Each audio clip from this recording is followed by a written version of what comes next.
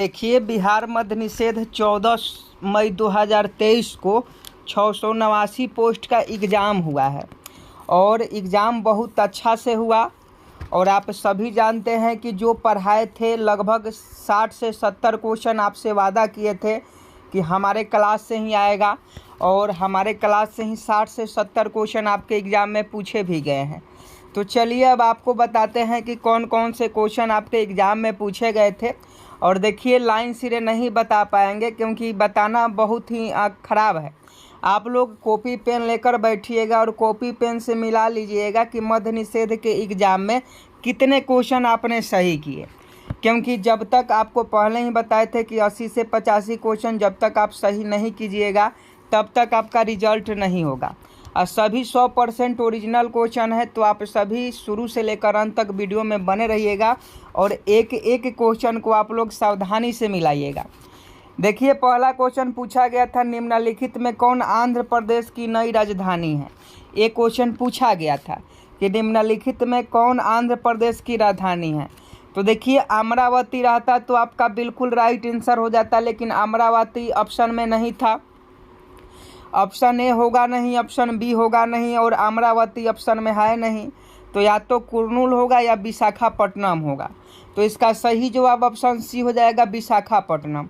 अगर आप विशाखापट्टनम वाले ऑप्शन टिक करके आए हैं, ऑप्शन सी वाला OMR रंग के आए हैं, तो आपका बिल्कुल राइट आंसर है, क्योंकि अमरावती ऑप्शन में नहीं है।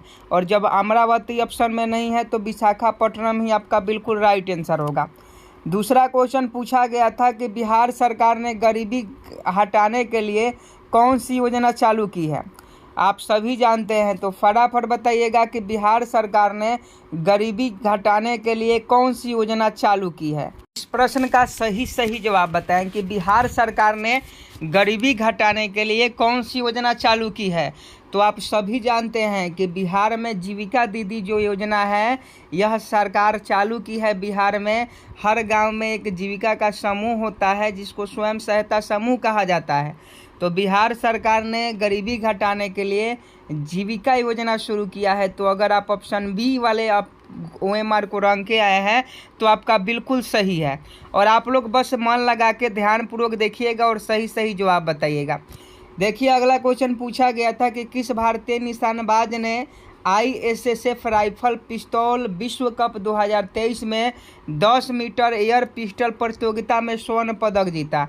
तो आप सभी जानते हैं, ये सर्वजीत सिंह ने एक निशानबाज हैं और 2023 में 10 मीटर एयर पिस्टल प्रतियोगिता में स्वर्ण पदक जीता है। तो ऑप्शन बी अगर सर्वजीत सिंह बता रहे हैं तो आपका बिल्कुल राइट आंसर है। नेक्स्ट प्रश्न का सही जवाब बताएं।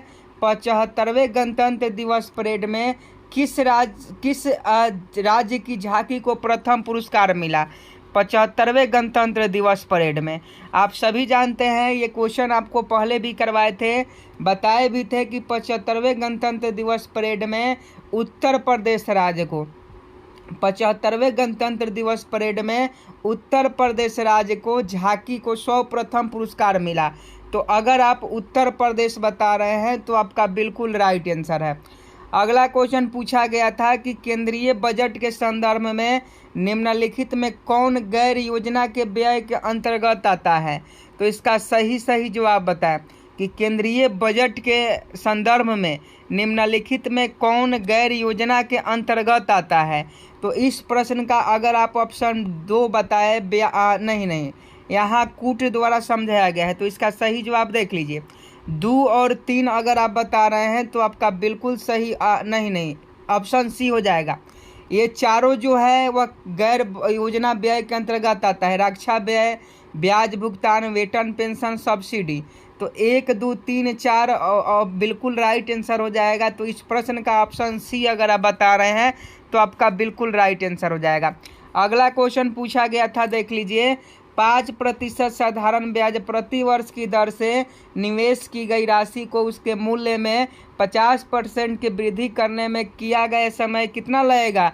तो आप सभी जानते हैं कि अगर 5% साधारण ब्याज है और प्रति वर्ष की दर से निवेश की गई राशि का मूल्य 50% वृद्धि करने में जो लगने वाला समय है वो आपका 10 वर्ष लगेगा।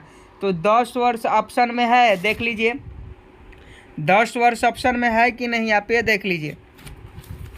तो 10 वर्ष है, तो ऑप्शन सी में 10 वर्ष है, और 10 वर्ष आपका बिल्कुल राइट आंसर हो जाएगा। 10 वर्ष टोटल आपको समय लगेगा। अगला प्रश्न देख लीजिए। अगला प्रश्न पूछा गया था कि भारत ने मिश्रित अर्थव्यवस्था को कब चुना। तो पहले ही बताए थे ना कि भारत ने मिश्रित अर्थव्यवस्था को कब चुना। तो देखिए भारत ने मिश्रित अर्थव्यवस्था को जो अपनाया दूसरी पंचवर्षीय योजना के अंतर्गत, दूसरी पंचवर्षीय योजना में भारत ने मिश्रित अर्थव्यवस्था को चुना। बहुत सारे बच्चे लगा के हैं 1948 की औद्योगिक नीति के लिए। तो हम आपको बताना चाहेंगे कि आप गूगल पर सर्च कर लीजिएगा कि भारत ने मिश्रित अर्थव्यवस्था को कब अपनाया। तो यह 1948 की औद्योगिक नीति नहीं होगा, ये आपका दूसरी पंचवर्षीय योजना के लिए हो जाएगा, यानी ऑप्शन बी आपका बिल्कुल राइट आंसर है। अगला प्रश्न देखिए कि भारत में सर्वाधिक राजस्व प्राप्त होता है। भारत में सर्वाधिक राजस्व किससे प्राप्त होता है, ये भी क्वेश्चन आपको करवाए हैं, ये भी क्वेश्चन आपको करवाए थे, ये भी क्वेश्चन स्पीडी से करवाए थे, ये भी क्वेश्चन आपको करवाए हैं कि भारत में सर्वाधिक राजस्व प्राप्त होता है। तो भारत में सर्वाधिक राजस्व उत्पाद शुल्क से प्राप्त होता है। तो अगर आप ऑप्शन सी इस प्रश्न का सही गोला रंग के आए हैं, अगर आप ऑप्शन सी वाले गोला रंग के आए हैं तो आपका बिल्कुल सही जवाब है।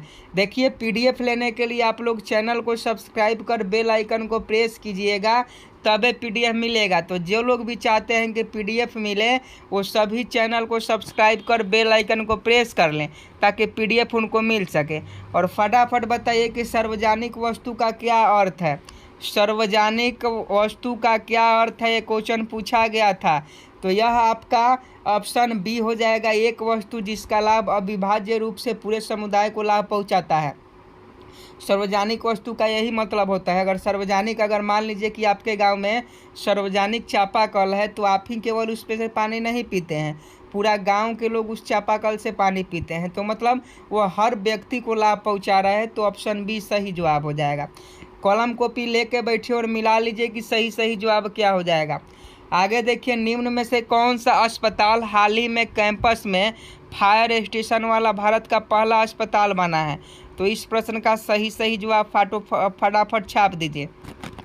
निम्न में कौन सा अस्पताल हाल ही में कैंपस में फायर स्टेशन वाला भारत का पहला अस्पताल बना है। तो यह अगर आप अपोलो जयपुर बता रहे हैं तो आपका बिल्कुल राइट आंसर हो जाएगा। आगे देखिए, डिजिटल नियमों में हुए बदलाव के चलते किस कंपनी ने भारत में अपना काम बंद कर दिया। फटाफट कमेंट बॉक्स में बताएं कि डिजिटल नियमों में हुए बदलाव के चलते किस कंपनी ने भारत में अपना काम बंद कर दिया। तो यह याहू है। याहू जो है डिजिटल नियम में बदलाव होने के कारण भारत में काम करना बंद कर दिया। आगे देखिए, ओलंपिक ज्वाला किसकी प्रतिक्रिया है। ओलंपिक ज्वाला किसका प्रतिक्रिया है, फटाफट बताइए। ओलंपिक ज्वाला किसका प्रतीक है, फटाफट बताइए। तो यह ओलंपिक ज्वाला जो है यह प्राचीन और आधुनिक खेलों के बीच निरंतरता का प्रतीक है। तो ऑप्शन बी सही जवाब हो जाएगा। आगे देखिए, निम्नलिखित में कौन एक उच्च न्यायालय की पहली महिला मुख्य न्यायाधीश थी। फटाफट बताइएगा कि भारत की पहली महिला उच्च न्यायालय की मुख्य न्यायाधीश कौन थी। तो आप सभी जानते हैं लीला सेठ। लीला सेठ आपका बिल्कुल राइट आंसर हो जाएंगी। अगला प्रश्न देख लीजिए, ये रीजनिंग का क्वेश्चन है। पहली बार जो है बिहार पुलिस के एग्जाम में रीजनिंग का प्रश्न पूछा गया है, क्योंकि इसके पहले रीजनिंग का प्रश्न नहीं पूछा जाता था, लेकिन इस बार रीजनिंग का प्रश्न पूछा गया है। तो इस प्रश्न का सही जवाब बताइएगा कि 8 मित्र LMPQRST और भी केंद्र की ओर मुँह करके एक वृत्त के इर्द गिर्द बैठे हैं। 8 व्यक्ति हैं, तो एक पहले आपको वृत्त बनाना होगा और सभी लोग जो है केंद्र की तरह मुँह करके बैठे हैं। LM के दाएं से तीसरे स्थान पर है। अगर LM के दाएं से तीसरे स्थान पर है, LM के दाएं से तीसरे स्थान पर है और LP के बाएं से दूसरे स्थान पर है। L जो है P के बाएं से, तो L जो है P के बाएं से, मतलब P यहाँ होगा तब L यहाँ होगा। R एवं S एक दूसरे के पास बैठे हैं, उनमें से कोई भी L का निकटतम पड़ोसी नहीं है।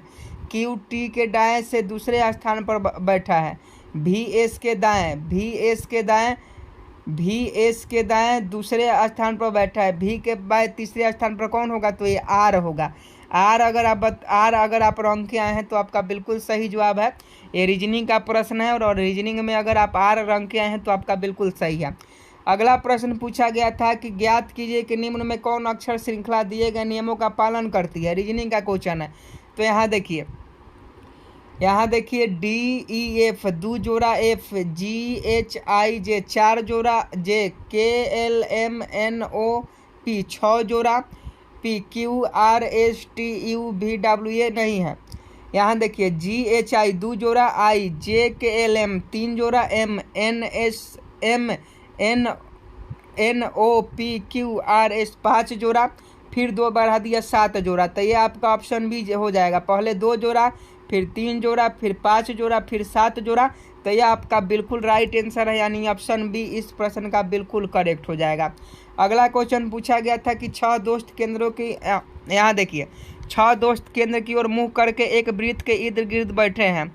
दीपा प्रकाश और पंकज के बीच में है, मुकेश और ललित के बीच में है, प्रकाश और मुकेश के दूसरे के विपरीत है। तो यह भी सीटिंग अरेंजमेंट से क्वेश्चन है। तो हम जानते हैं कि बिहार पुलिस में हम लोगों ने सोचा नहीं था कि सीटिंग अरेंजमेंट का क्वेश्चन पूछ सकता है, यानी रीजनिंग का क्वेश्चन पूछ सकता है, लेकिन पूछा है तो इसका सही जवाब देना पड़ेगा। तो इसका सही जवाब रीजनिंग जैसा बना लीजिएगा, ऊपर जैसे बनाया है तो इसका सही जवाब आपको आ जाएगा। आगे देखिए निम्नलिखित में कौन भारत रत्न पुरस्कार प्राप्तकर्ता नहीं है। किनको भारत रत्न से सम्मानित नहीं किया गया, आपको बताना है कि उस्ताद बिस्मिल्लाह खां, सत्यजीत राय, लता मंगेशकर, भारत रत्न राज कपूर। तो देखिए इसका सही जवाब ऑप्शन उस्ताद बिस्मिल्लाह खान को शायद भारत रत्न नहीं मिला है, सत्यजीत राय और लता मंगेशकर को मिला है, लेकिन ये ऑप्शन ए या ऑप्शन डी में से कोई एक ऑप्शन सही हो जाएगा आपका, देख लीजिएगा इसको। आगे देखिए बच्चों को इंटरनेट के सुरक्षा में जागरूक करने के लिए गूगल ने किस प्रोग्राम को शुरू किया है, तो फटाफट बताइएगा। तो एक ग्लोबल किड सेफ्टी प्रोग्राम के रूप में इसको शुरू किया है गूगल ने। आगे देखिए कि भारत की राष्ट्रीय परिषद NSC के संबंध में निम्नलिखित में कौन सा कथन सही है, तो यह फटाफट बताइएगा इस प्रश्न का सही जवाब। अगला क्वेश्चन पूछा गया है कि निम्न में से कौन सी नदी कुमायूं हिमालय के मिलाम हिमनद से निकलती है, तो रामगंगा इस प्रश्न का बिल्कुल सही जवाब है। नेक्स्ट प्रश्न आपको अगले वीडियो में बताएंगे, तो अगला वीडियो देखने के लिए आप चैनल को सब्सक्राइब कर बेल आइकन को प्रेस करके रखिए ताकि जल्द से जल्द आपको अगला वीडियो मिल सके।